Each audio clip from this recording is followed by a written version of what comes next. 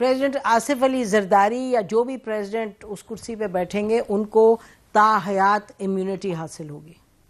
जी, लगता यही है। फिलहाल जो प्रपोजल है, जो कमेटी में भी डिस्कस हो रहा है, उसकी यही शक्ल है जैसे आपने फरमाया।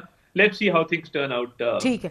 अच्छा, अब ये दो तीन चीजें क्लियर करने की जरूरत है। आई थिंक इसमें तो कोई डाउट नहीं कि जो कमांड थी, given the nature of war, उसमें एक इंटीग्रेशन होने की ज़रूरत थी। और ये आज का मामला नहीं, ये तो 20 साल से डिस्कस हो रहा है पाकिस्तान में और दुनिया जान में किया जा रहा है। वो अपनी जगह बात है, I don't want to open that up for discussion.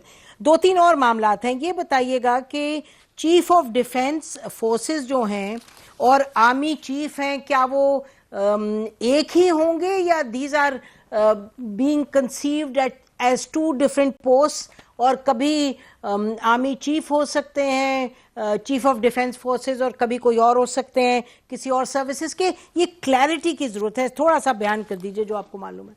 देखिए, इस पे नेशनल सिक्योरिटी का मामला है और देखिए इसको किया गया जैसे आपने खुद कहा, फॉर बेटर कोहेजन और सिनर्जी, बेटर कोऑर्डिनेशन, वॉर के डिसीजन ताकि क्विकली हो, स्मूथली हो, अनइंटरप्टेड तरीके से हो। तो ये आई थिंक इस पे थोड़ी क्लैरिटी आ जाएगी और मजीद क्लैरिटी जो है वो इस पे अटेन कर ली जाएगी कि क्या ये कंकरेंटली होगा, क्या फ्यूचर में इसके प्रोस्पेक्ट्स हैं कि ये कंकरेंटली ना हो। तो मैं समझता हूँ कि इसके ऊपर मजीद क्लैरिटी जो है वो वक्त के साथ आएगी। बट अभी तक मैं ये कह सकता हूँ कि आर्मी, नेवी और एयरफोर्स जो हैं वो ऑपरेशनल ऑटोनॉमी उनके अपने रिस्पेक्टिव डोमेन्स में होगी जी। और ये जो पोजीशन क्रिएट की जा रही है इससे कमांड और अकाउंटेबिलिटी में बड़ी मदद मिलेगी। ठीक। और जो chairman joint chief of staff committee की पोस्ट थी वो अभी 27 को वो बिल्कुल अबॉलिश कर दी जाएगी। तो आई थिंक एक बेहतर सिनर्जी, बेहतर कोऑर्डिनेशन के लिए ठीक और मज़ीद क्लैरिटी जी पे इंशाल्लाह ताला। जी, मेरा ख्याल है मैं इतनी बात जरूर कहना चाहूंगी कि मैंने सुना है काफी आपके हुकूमत के हवाले से रिप्रेजेंटेटिव्स, अभी आपने बड़ा अच्छा जवाब दिया।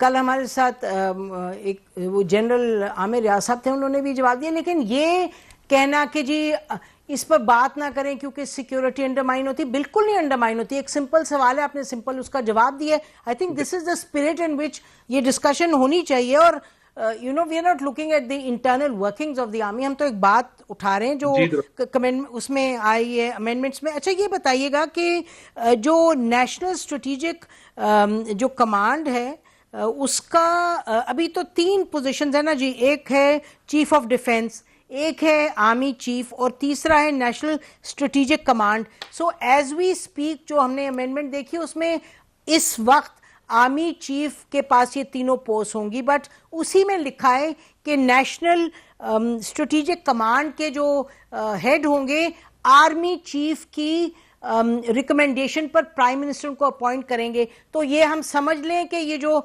नेशनल स्ट्रेटेजिक कमांड है this will be separate from the army chief. इसका जवाब क्या जी?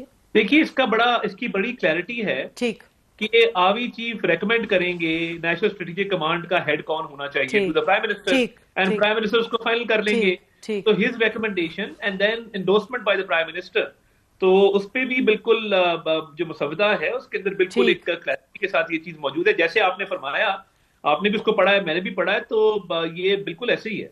अच्छा, और ये बताइएगा कि जो national, because national strategic command has to do with our very specialised forces and force structure, तो उसी के साथ एक नेशनल कमांड अथॉरिटी है जो ओवरसी करती है। डज दैट स्टे इंटैक्ट जिसको प्राइम मिनिस्टर हेड करते हैं?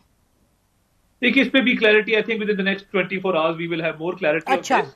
और जैसे ही इन इश्यूज में मजीद क्लैरिटी आती है हम जरूर आपको आगाह करें। अच्छा, और आखिरी सवाल ये है कि ये इसमें अमेंडमेंट में प्रपोज में आया है कि जो फील्ड मार्शल हैं उनके हवाले से उसी तरह से उनका डिसमिसल हो, इम्पीचमेंट का जो प्रोसेस है उसके थ्रू।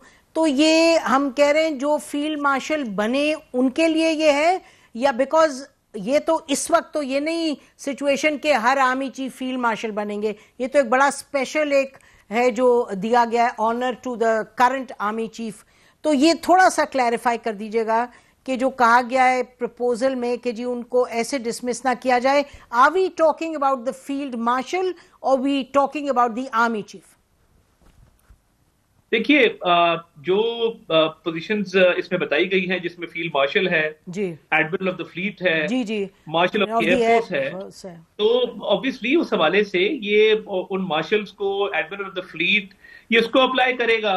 क्योंकि देखिए इससे पहले जो फील्ड मार्शल का ओहदा था वो रेगुलेशंस में मौजूद था, आर्मी रेगुलेशंस में था, बट आइन के अंदर मौजूद नहीं था। जब उसको आइन में लाया गया है तो उसके बाकी जो लीगल फॉर्मेलिटीज हैं उसको भी आइन के अंदर जो है वो इंसर्ट किया गया है, ताकि वो एज अ होल जो है वो आइन के अंदर उसकी रिफ्लेक्शन हो और उसको मजीद जो है वो क्लैरिटी जो है वो हासिल की जाए। अच्छा, तो मैं ये समझूं कि फील्ड मार्शल जो है फ्रॉम नाउ ऑन, और जैसे आपने फरमाया कि ये आर्मी की रेगुलेशंस में मौजूद है, तो क्या हम ये समझें कि from now on every army chief will be field marshal? ये क्लैरिफाई कर दीजिएगा।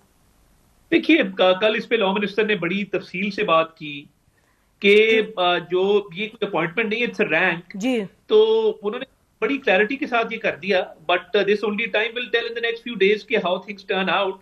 बट अभी तक जो है वो फील्ड मार्शल ही आर्मी चीफ है और इस पे बिल्कुल क्लैरिटी है। सर एक सेकंड, नहीं, आई थिंक जो वो कल फरमा रहे थे, उन्होंने कहा कि जनरल आसिम मुनीर को एक बहुत बड़ा ऑनर मिला है because of the way the war turned out और ये तमाम जो मामला थे। तो उसमें उनकी जो प्रेस कॉन्फ्रेंस थी हमने सुनी थी, उससे ये नहीं मिला, हम अखज़ ये नहीं कर सकते कि उन्होंने कहा हर आर्मी चीफ फील्ड मार्शल होंगे। तो it's a simple kind of clarity I require. अरे देखिए बिल्कुल, ये देखिए ये एक स्पेशल कन्फर्मेंट है जी, बिल्कुल, और ये आपको पता है कि जो भारत को शिकस्त दी, एक जंग जीती, ठीक ठीक, ये ऑनर के अंदर ये कन्फर किया गया है।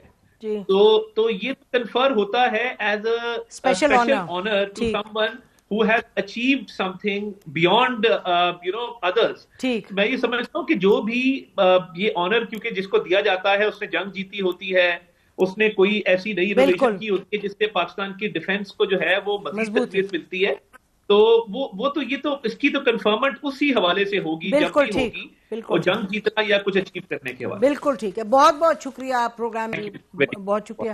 नाज़रीन, आपने सुना मिनिस्टर ऑफ इंफॉर्मेशन ने बहुत से मामलात पर जो सवाल किए हमने, तो उन्होंने जवाब दिए, आपने जवाब सुने। हम ब्रेक कर लेते हैं, ब्रेक के बाद वापस आएंगे, हमारे साथ एक पैनल ऑफ एनालिस्ट होंगे, उनसे बात करते हैं। Stay with us.